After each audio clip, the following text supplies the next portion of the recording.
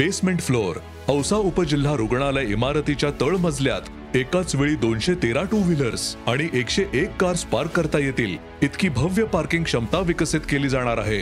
Ground फ्लोअरवर मुख्यत्वे बाह्य रुग्ण विभाग अर्थात ओपीडी आणि आपत्कालीन विभाग अर्थात इमर्जन्सी डिपार्टमेंट असणार आहेत। बाह्य रुग्ण विभागात समुपदेशन कक्ष, औषध विभाग, शस्त्रक्रिया तज्ञ, बालरोग तज्ञ, त्वचारोग तज्ञ, अस्थिरोग तज्ञ, कान नाक व घसा तज्ञ, लसीकरण तज्ञ, असंसर्गजन्य रोग तज्ञ, भूल तज्ञ, नेत्ररोग तज्ञ, भौतिकोपचार तज्ञ अर्थात फिजिओथेरपिस्ट आणि नमुना संकलन व प्रक्रिया कक्ष अर्थात sample collection and procedure room इत्यादी तज्ञांचे कक्ष असणार आहेत। बाह्य रुग्ण विभागातील प्रतीक्षा कक्षात 120 जणांची बसण्याची व्यवस्था सुद्धा असणार आहे। सर्व प्रकारच्या मेडिकल इमर्जन्सीजशी डील करू शकणाऱ्या आपत्कालीन विभागात विलगीकरण कक्ष, plaster room, procedure room, ultrasound room पासून इमर्जन्सी ऑपरेशन थिएटर पर्यंतच्या सर्व आवश्यक सुविधा असणार आहेत। पहिल्या मजल्यावर मुख्यत्वे स्पेशलाइज्ड ओपीडी आणि रक्त शुद्धीकरण कक्ष अर्थात डायलिसिस वॉर्ड असणार आहेत। स्पेशलाइज्ड ओपीडी मध्ये डेंटल लॅब, घसा व दंत तज्ञ कक्ष अर्थात ओरल अँड डेंटल ओपीडी, पोषण बाह्य रुग्ण विभाग अर्थात न्यूट्रिशन ओपीडी, स्त्री रोग तज्ञ अर्थात गायनोकॉलॉजिस्ट ओपीडी इत्यादी ओपीडी असणार आहेत। याच मजल्यावर एक्स-रे, अल्ट्रासोनोग्राफी, अल्ट्रासाउंड आणि रेडिओलॉजी इत्यादी प्रकारचे तपासणी कक्ष असणार आहेत।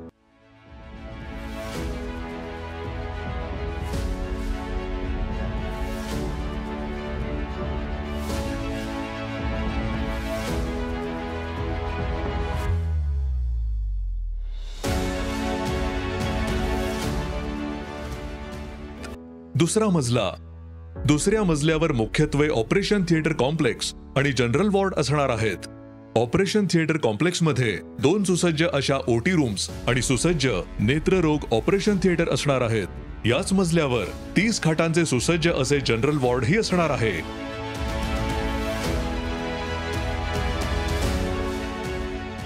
तिसरा मजला मुख्यत्वे असणार आहे महिला आणि नवजात बालकांसाठी। इथे 4 बेड्सचे व्हेंटिलेटर युक्त नवजात अतिदक्षता विभाग अर्थात NICU आणि 10 बेड्सचे SNCU युनिट अर्थात नवजात शिशु काळजी कक्ष असणार आहे।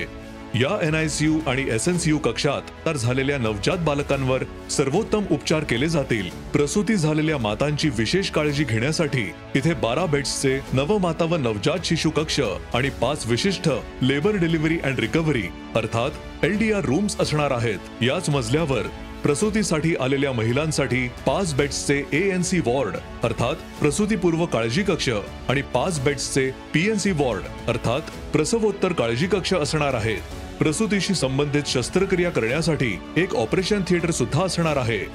चौथा मजला जाळ लागून जखमी झालेल्या रुग्णांवर उपचार करण्यासाठी 4 बेड्सचे बर्न वॉर्ड असणार आहेत।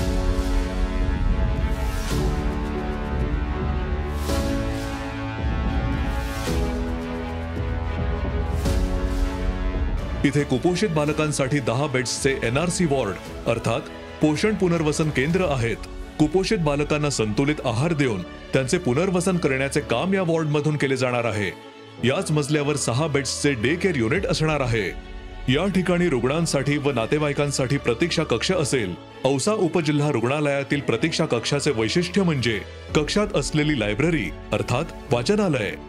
5वा मजला औसा उपजिल्हा रुग्णालयाचा प्रशासकीय विभाग अर्थात ऍडमिनिस्ट्रेटिव्ह डिपार्टमेंट आणि कॅन्टीन 5व्या मजल्यावर असेल। इथे रुग्णांसाठी 5 प्रायव्हेट रूम्स असतील, ब्लड बँक असेल आणि सर्वात महत्त्वाचे म्हणजे औसा उपजिल्हा रुग्णालयात स्किल लॅबची सुविधा असणार आहे। राज्यातील मुंबई, पुणे, नागपूर सारख्या मोठ्या शहरांमधील अगदी बोटावर मोजण्या इतक्या शासकीय रुग्णालयांमध्ये स्किल लॅब आहेत।